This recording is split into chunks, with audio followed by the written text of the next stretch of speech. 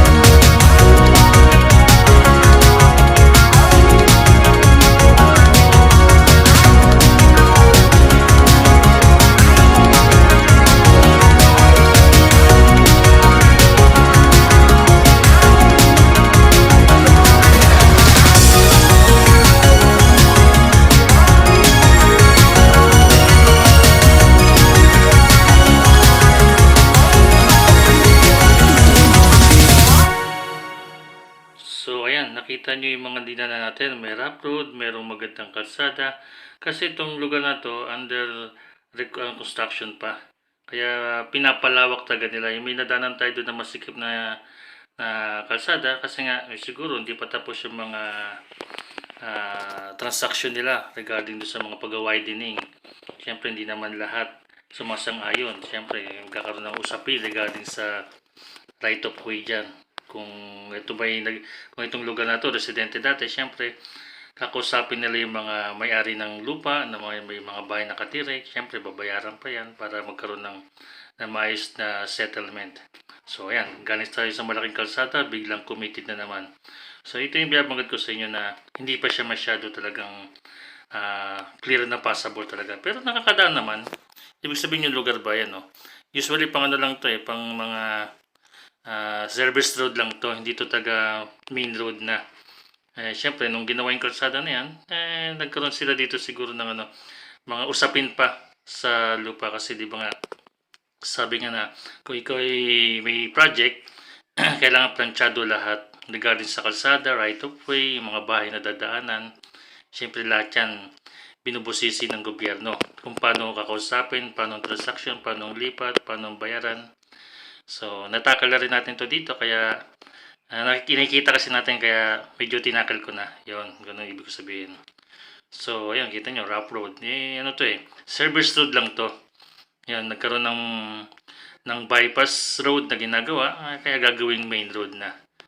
Maganda naman para din sa mga biyahero, motorista na kagaya natin, marami tayong service na daan, hindi gaya dati na talagang lahat dadaan ng Aguinaldo Highway, kaya nagkukumpul tagang traffic yun. Tamo, nalalesser na talaga yung traffic kasi may mga alternate route na dinadaanan.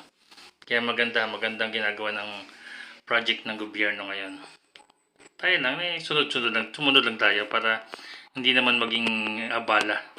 So, dito, palabas na po ako ng ayan yun, kaliwang side na yan open canal yun, sasabi na open canal. Malaking spillway. Ito, palabas na po tayo ng, kung di ako nagkakamali, ito ang Arnaldo yata. O Arnaldo Drive. Dito sa may Gentry, Arnaldo Navarro. Parang ganun, Arnaldo yata. Dito tayo sa Pascam 2. Dito sa General Trias na. Ito yung pinaka-end nun. Tapos, meron din isang side dyan. Medyo madilim Nakita ko rin sa kaliwang side, kanan side, na malaking kalsada din. Siguro ito naman yung paglabas mo dyan sa Pascam 2, tatawid ka lang, nakikita mo siguro isang way naman na highway. Mula dyan siguro, ang tatagusan na yan ay going to Tansa naman. Diba?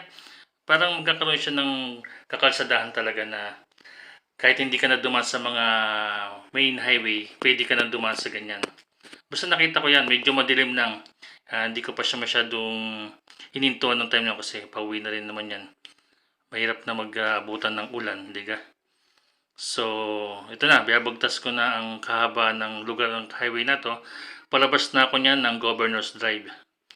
So, paano guys? Let's tayo ulit natin para makita nyo yung dadanan at night dito sa General Trias, Cavite. Salamat! Let's go!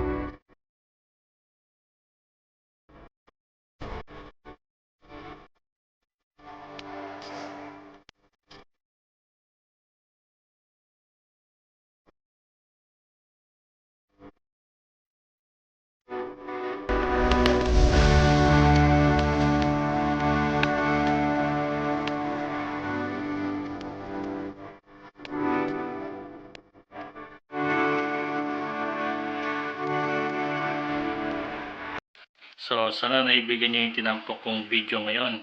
Para kung nandito kayo sa lugar na to, magkakaroon kayo ng familiarity. Yun naman po ang essence ng aking pagbibideo. Magkaroon kayo ng impormasyon sa mga dadaanan nyo pag nandito kayo sa lugar ng Cavite. So, paano yan mga guys? Hanggang dito lang po muna aking video. At sana patuloy nyo suportahan ang mga susunod video na aking gagawin. Salamat sa inyong lahat. Bye-bye!